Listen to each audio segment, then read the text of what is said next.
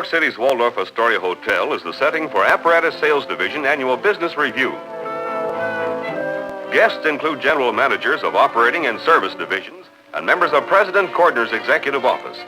This is ASD's first business review since reorganizing early in 1955, and interest centers on the greater flexibility and sales efficiency of the new organization. Meeting comes to order to hear the opening report from Vice President and General Manager W.B. O'Brien. At our business review in December of 1954, we diagrammed a proposed organization structure for the Apparatus Sales Division, and at that time discussed briefly the functional organization of our division.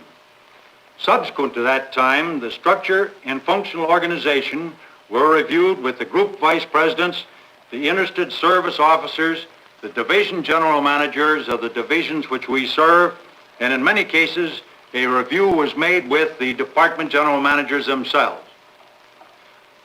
During March and April of this year, we proceeded with the implementation of the organization plan by putting in place 75 newly created sections with their managers and 511 unit components with their managers. Following the positioning of the organization components, the personnel of the Apparatus Sales Division was reviewed and assigned to these new components. We asked for the organizational change and proposed a design of organization in order to meet well-defined objectives. These objectives were and continue to be: 1, give better market coverage; 2, more effectively utilize manpower and abilities; 3, provide for market development and product development programs; 4, provide for continuing study and adoption where justified of new methods of selling, of advertising techniques and media, of sales promotion, of channels of distribution, warehousing, of product service, of order service, sales financing, and office administration.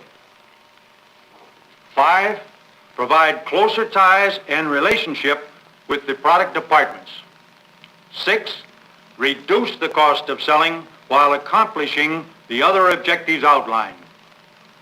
With only a few months of operating experience, when a good part of the time we were concerned with adjustment to the new organization, we have confirmed that the objectives have or will be realized.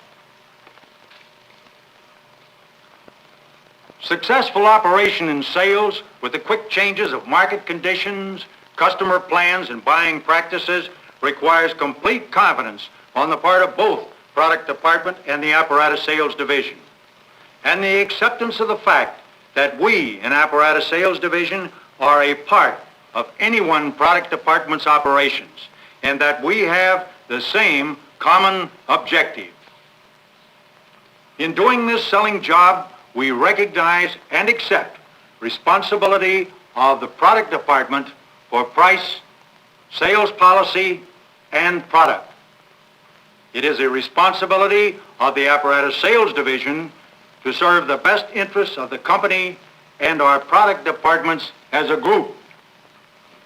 In our role as a selling branch of the product department, we have a responsibility also to give our best interpretation of market conditions and potentials, to give a product appraisal, to appraise sales policies, prices, and advertising, and at the same time to provide, as a sales division, the sales activities which we feel necessary to meet the goals mutually agreed upon. Our organization is flexible. It is designed for the product departments and in their best interest. If we don't do enough, or if we do too much, we would like to have constructive suggestions so that we may tailor our operations to size and pattern suggested, if this provides a better way of attaining mutually agreed upon end results. Next on the agenda is User Industry Sales, and Manager Arthur Hines states department policy. Rest for the districts. We regard the field sales force as the backbone of our department, and it is responsibility of each of our district managers to obtain a fair share of the available business at a reasonable expense ratio.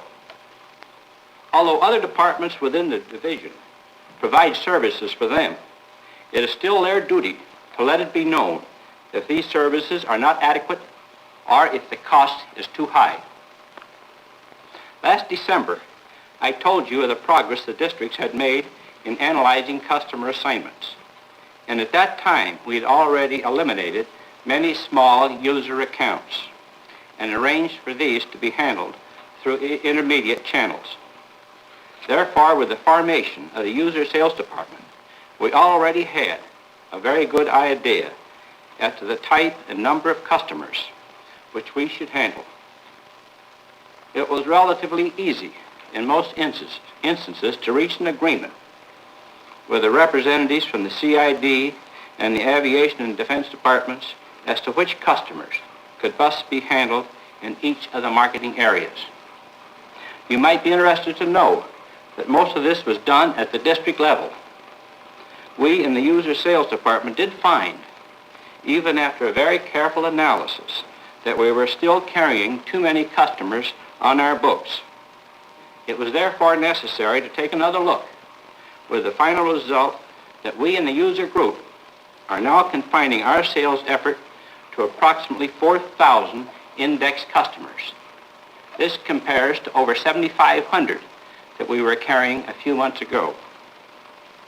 Our field sales organization fully understands that customer accounts must be handled in the manner which proves best for General Electric. For instance, while municipal utility plants, as well as REAs, are, strictly speaking, user-type customers, in general, they are the kind of accounts which we believe in most cases should be handled by intermediate distribution and consequently should be assigned to the CID department. On the other hand, we feel that it is our responsibility to see that this class of customers gets the service they deserve, and if at any time there are indications that changes should be made, we will take appropriate action. As an example of the type of customer analysis work that we've been doing in the district, you'll be interested in the sheet made up for our East Central District, which is appended to this report. It shows a total of 369 user customers who require continuous attention, and about 81 other customers who may require occasional or intermittent contact. You'll note that while the customer contacted per sales engineer varies considerably, with an average of about 10. It's also important to note that this kind of analysis must be made continually. It is not enough to make it once a year because of the rapid changes at the marketplace, and it would be very easy to overload part of the sales organization while others would not have enough to do. Manpower should never be added or changed without reviewing the complete assignment of an area. Under our farmer organization... Need for cooperation is stressed by Wells Corbin, manager of CID Sales. Separate individual components only. We are confident the component and intermediate distribution sales department can make a major contribution to the success of the General Electric Company in the producer goods markets. We think our department is well organized. It is manned with capable people, and our short and long-range objectives in manpower, order volume, and sales expense are beginning to come into focus. All we need now is something which lies beyond our control, the proper kind of support from the departments we serve for the kinds of customers we are selling to. Original equipment manufacturers and distributors are forced to evaluate the standard sales movers of quality, price, and shipment on a different basis than do user-type customers. We must have realistically competitive prices and price policies which are fair to the original equipment builders and to our intermediate distribution. We must have competitive shipments on which the component buyers can rely for a flow of products and on which they can plan their own production programs with confidence. Last but not least, we must have the kind of product planning which will give us components which are, if at all possible, industry leaders and which are matched to the quality and operational life standards of the complete equipments of which they will be a part. With this kind of support from the product departments, I know we can do our share of increasing General Electric's take from every single component market. Aviation and defense business looks promising to sales manager Charles Ruling. Or subsystems. Just to give you an idea of what this market means in dollars, for example, a B-47 that costs about $2 million, approximately 25% is on the engines, electronics, ordnance, or other armament. In the new B-52 early models, of which are costing about $7 to $9 million, the proportion available to our business is even higher, about 35%. The percentage for a modern fighter or interceptor may be even more. Each Lockheed F-104 will have over $500,000 worth of General Electric equipment, including engine, armament, and some of the instrumentation. In addition to the new equipment, this aviation market, both military and commercial, represents a very lucrative replacement part and overhaul business. On the internal side, we are developing specialist conferences in the field. The Aircraft Specialist Conference is now being planned. Also the Marine Specialist Conference for early next year, January or February. The product departments that serve these respective types of industries will be asked to participate and render their marketing plans to our group. These will be attended by most all our people involved and will permit a good 2 to 3 days concentration on their interests. Many side benefits from this type of meeting are apparent. One, it will permit the marketing managers to see some of the other product departments' operations and objectives as well as their own. Two, it will allow us an opportunity to show some of the product departments how a sales department functions. Three, it will save time and money. Along this same line, we are planning a continuous educational program or sales campaign directed to the product departments. It is imperative they understand what a sales department is, what it does, how it does it, and where. Our effectiveness is going to be proportional to the enthusiastic cooperation of the product departments we serve. Time out for coffee and discussion. Then back to the conference room for reports from the service departments, led off by Manager of Finance and Service Operations, Bruce Robertson. Our finance and service organization performs the financial work for the division, as well as the order service, warehousing, and housekeeping functions, thus permitting the 3 sales departments to devote their technically trained manpower full-time to the division's primary task of getting the customer's order. Through mechanization, work simplification, and elimination of unnecessary work, we are organizing to provide these services to an expanding organization of 47 sales and engineering districts, plus the service shops, at less cost than was being incurred in the 14 former all-inclusive districts and headquarters organization. As our district personnel gain experience in mechanization, we are trying applications considered impracticable or too complicated only a few months back. Atlanta, for example, is having considerable success as our guinea pig in issuing warehouse billing on IBM equipment, despite the complex catalog numbers and discount schedules of different product departments. Thus far, our application of machines has been limited to financial routines and procedures, with Atlanta experiment as the first step in developing machine methods for processing customers' orders, maintaining control of warehouse inventories, and communicating order and stock data to product departments. This area presents an excellent opportunity for work simplification and machine methods of data processing, since highly repetitive clerical operations are involved. Our ultimate objective is to originate information only once on a punch card or tape, which can be used automatically by the district and product department for many different applications, cutting down on the literally millions of pieces of paper which now pass between us.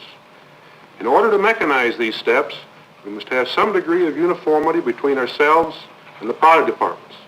No small task, since over 35 departments are involved.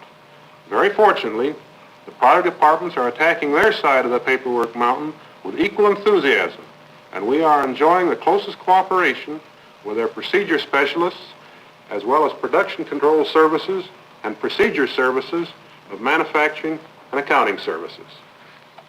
Customer satisfaction is the topic of William Denny, Manager of Installation and Service Engineering. There is no place where we have a greater opportunity for service and on such a wide variety of products than when an in-warranty failure occurs on our apparatus. It has been said by more than one customer that if he has to have such a failure, he hopes it will be on General Electric apparatus because he knows it will be quickly repaired. While we do not share this hope with him, we do spare no effort to turn a defect into a sales asset by a prompt and permanent correction of the trouble. This is accomplished by joint effort and close teamwork between our field service organization and the product departments. A&SP Manager Reid cites progress in communications. I should also report you briefly on the current situation of the Apparatus Handbook, the most basic communication tool we have. Beginning a year ago, we had a Stewart-Dougal study our entire handbook system, with particular emphasis upon its reception and use by customers, and solutions to the mechanical problems facing us in such a tremendous publishing enterprise. The full Stewart-Dougal report fills 429 pages, and while supporting our belief that the handbook is outstanding in its use by customers, still indicates areas for improvement. Some of these are, first, that we increase the number of complete mailing symbols for loose leaf information to effect a finer, more precise identification of products or lines of related products. Second, that this loose leaf handbook be supplemented by descriptive type and catalog type publications, which can be distributed in bulk to agents and distributors and also by way of existing C&P lists. We also have decided that payment for new book orders, mailing list maintenance, and cost of SPS letters will now be made by the component controlling the cost.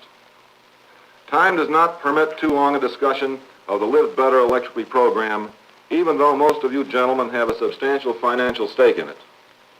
To date, of the 102 electric utility companies who have thus far been presented this program by our commercial vice presidents, no less than 101 have indicated active interest and intent to participate, with 63 utility presentations still to come. Thus, contingent upon our ability to meet our deadlines and produce the spectacular program we have promised, I can report to you almost universal acceptance of our proposal. However, we are still far from being out of the woods. The overwhelming response by electric utility companies to this demonstration of GE leadership has skyrocketed our original estimates of materials required. I shall mention only one example. Originally, we thought that the traditional let's wait and see attitude of conservative electric utility customers would enable us to stage our projected closed-circuit television program, which will feature Dave Garraway and Fay Emerson as masters of ceremony, in 15 to 25 locations. Utility acceptance, however, has forced us to ask the producer for 80 locations, the maximum quantity available for a show of this particular kind. We will probably have to cover almost as many more by kinescope. Analysis of legal responsibilities from ASD Counsel Larry Wood. With many of our regular customers. The Apparatus Sales Division is the selling arm of some 40 product departments, occupies a unique position among the operating divisions of the company. This assignment necessitates a rather close and carefully defined working relationship between the personnel of the Apparatus Sales Division and those of the product departments for whom we sell. And this is true of the lawyers as well as the commercial people. Thus, it's been necessary to formulate, in connection with such matters as the accepting and processing of bids and orders, a precise definition of responsibilities between the product departments and the Apparatus Sales Division, both headquarters and district. Inasmuch as every sale is pursuant to some type of contract, whether it be formal or informal, written or oral, clear or ambiguous, It is obvious that to a sales organization, the matter of contract review is one of paramount importance. The present instructions accordingly seek to provide for maximum speed and simplicity of review and acceptance, since in a competitive market, time is obviously of the essence. And it is therefore stipulated that those bid and contract provisions which pertain to prices, terms, specifications, and delivery should be obtained by the sales office directly from those responsible for them. As to the general terms and conditions of sale, the Apparatus Sales Division has formulated a standard set of provisions which has been approved by all of our client product departments. When these standard terms and conditions are acceptable to the customer, then the sales office is authorized to use them without reference to the product department. However, before either the submission of a bid or the acceptance of an order or a contract in which the terms and conditions are not standard, then approval must be obtained from the product department through the appropriate sales section of the Apparatus Sales Division in Schenectady, which obtains our legal review. This matter of compliance with approved contract processing procedures is of the utmost importance both to the product departments and to the Apparatus Sales Division itself. Concluding speaker on the program is Service Shop Manager Howard McCullough. If you will bear with me, I should like to review the growth of the service shop business starting in 1951, which is the first full year of operation on a profit and loss basis. Starting in January 51, the company rededicated itself and reestablished its responsibility to serve the best balanced interests of all. During that year, the service shop department developed a fresh look into the future. We felt that the repair business should double during the next 10 years. However, we fully recognized that in order to accomplish this task, broader territorial coverage would be required and new lines should be taken on. Over the 5-year span from 1951 through 1956, we will have increased our repair business 48%, or at the midpoint in the 10-year time cycle, we expect to be approximately halfway toward the established goal. The business will continue to climb from 1956 through 1951 and reach a level of approximately $63 million at the end of that period. We do not need any major expansions in facilities during the next 5 years, as our present facilities are capable of handling approximately $60 million worth of business. However, for geographical considerations and in order to provide adequate service in local areas, it will be necessary to expand our Detroit service shop in 1956 and Pittsburgh and Cleveland in 57 and 58 respectively. In addition, in order to broaden our service coverage, we plan to open approximately 20 branch operations or satellites within the next 5 years. These operations are rather modest and require very little investment. Business Review 1955, a look backward to improve performance of the work ahead.